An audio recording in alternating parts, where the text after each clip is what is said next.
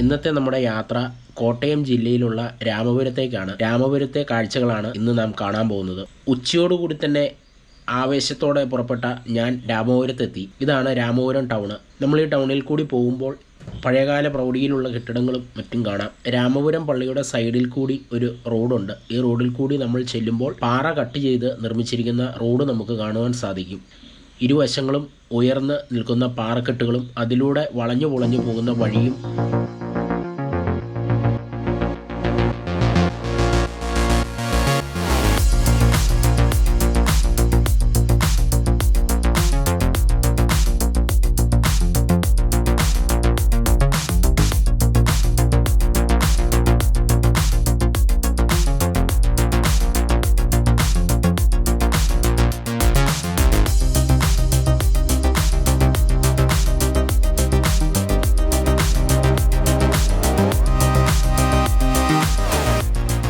ഇതിങ്ങനെ തുരങ്കം പോലെ പാറ കട്ട് ചെയ്ത് ഉണ്ടാക്കിയിരിക്കുന്ന റോഡാണ്. കാണാൻ നല്ല രസമുണ്ട്. അന്നത്തെ കാലത്ത് ഇങ്ങനെ ഇതുണ്ടോ, കട്ട് ചെയ്ത് കയറ്റം കുറച്ചുകൊണ്ട് പാറ കിടന്നുണ്ടാക്കിയിരിക്കുന്ന റോഡാണ്. മഴക്കാലം ആയതുകൊണ്ട് നല്ല പച്ചപ്പും തുള്ളിയായിട്ട് വെള്ളമൊക്കെ ചാടുന്നുണ്ട്. ഇവിടെ വേറെ ഒരു മനുഷ്യരും ഇവിടെ ഇല്ല ഈ ഭാഗത്ത്. എന്നാ പറയുക, നമ്മുടെ ഓരോ ടൂറിസ്റ്റ് കേന്ദ്രത്തിലും നമ്മൾ ചെല്ലുമ്പോൾ കാണുന്ന കാഴ്ച വളരെ ദയനീയമാണ്. കാണിച്ചു തരാം. ഇത് കണ്ടോ, മുഴുവൻ കുപ്പികളാണ് ഇവിടെ ഇട്ടേക്കുന്നത്. കണ്ടോ,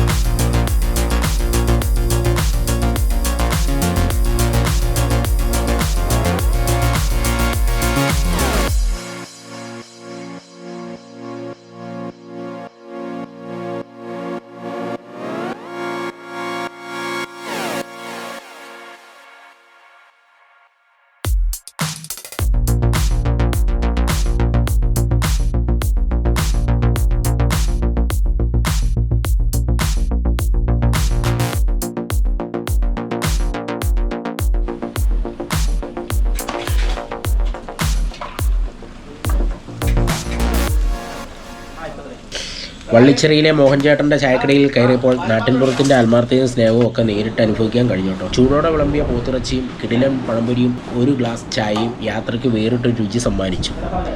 ലളിതമായ കടയിൽ ലഭിച്ച ഭക്ഷണത്തിൻ്റെ രുചി വലിയ ഹോട്ടലുകളിലെ വിഭവങ്ങളെക്കാൾ കൂടുതൽ മനസ്സിൽ ഇടം നേടി.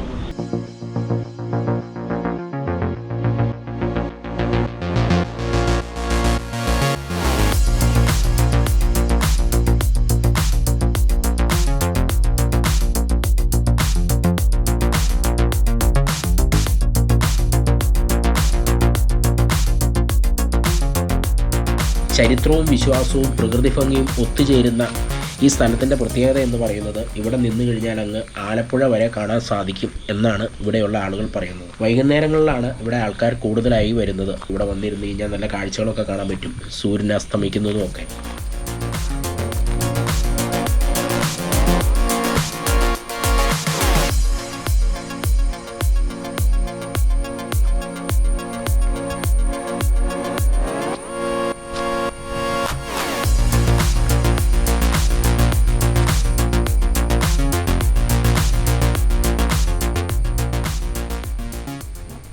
തോമസ്ലിയാട് പള്ളി, ഈ പള്ളി പണിയാനൊക്കെ ഞാൻ കൂടുതലാണ്. ഈ കുരിശൊക്കെ ഞാൻ പണിത മൈക്കാട് രാത്രിയാണ്.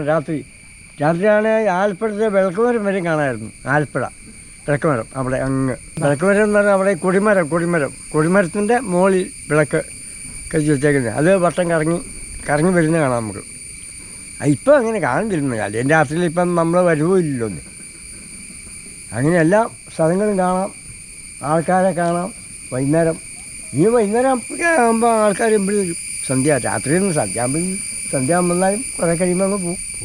എല്ലാ ദിവസവും ആൾക്കാർ ഒരു 10-50 പേരൊക്കെ വരുന്നത്. പാലാഴിപുഴ കുടക്കരപ്പള്ളിയുടെ കുരിശുപള്ളി പള്ളി തുറക്കണേൽ ഒന്നെങ്കിൽ കുർബാന മാസത്തിൽ 1 കാണും. കുർബാന അന്നേ തുറക്കുള്ളൂ. പിന്നെ എന്തെങ്കിലും ആവശ്യമുണ്ടെങ്കിൽ തുറക്കും, ഇല്ല തുറക്കില്ല. അച്ഛൻ താഴെ നിന്ന് വരും. കുടക്കരപ്പള്ളിയിൽ നിന്ന് വരും. ഒന്ന് കുർബാന ചൊല്ലി വൈകുന്നേരം പോവും. വൈകുന്നേരം എന്ന് പറഞ്ഞാൽ വൈകുന്നേരം ആയിരിക്കും കുർബാന. 4 മണി 4-4:30 5 ആകുമ്പോഴായിരിക്കും കുർബാന. അന്നേരം പോവും. ഞാൻ ഇങ്ങനെ കറങ്ങിയിട്ട് താഴത്തെ വഴി അങ്ങ് പോകും.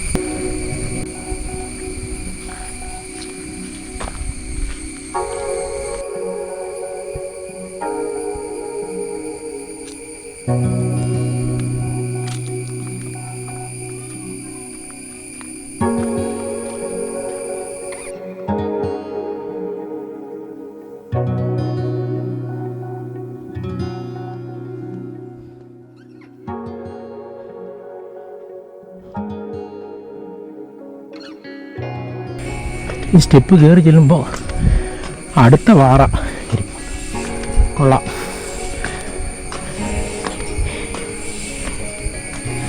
അത്യാവശ്യം നല്ല വ്യൂ ഉണ്ട് ഇവിടെ നിന്ന്.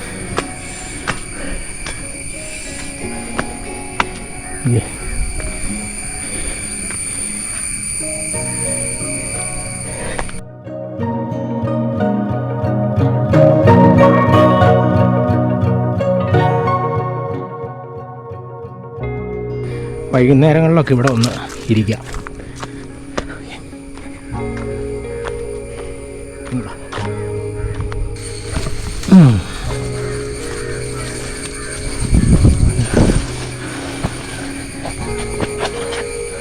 ഒരനക്കം പോയിട്ടുണ്ട് ഇവിടെ.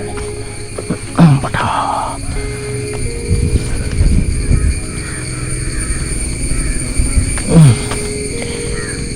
മുഴുവൻ കല്ലുകളാണ്.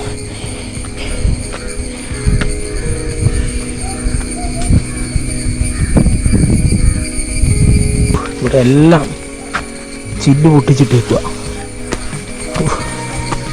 മലയാളീസിൻ്റെ ഒരു കുഴപ്പമാണ്.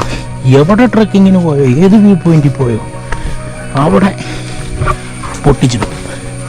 അമ്പോ, ഇതിൻ്റെ മുകളിൽ വലിഞ്ഞു കയറുന്ന നിസ്സാര സംഭവമല്ല കേട്ടോ.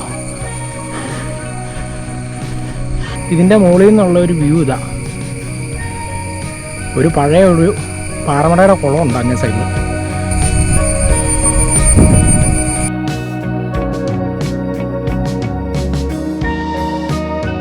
ഉച്ചയ്ക്ക് 12 മണിക്ക് തൊടുപുഴ നിന്ന് തുടങ്ങിയ യാത്രയാണിത്. ഇപ്പോൾ ഏകദേശം ടൈം 6 മണിയായി.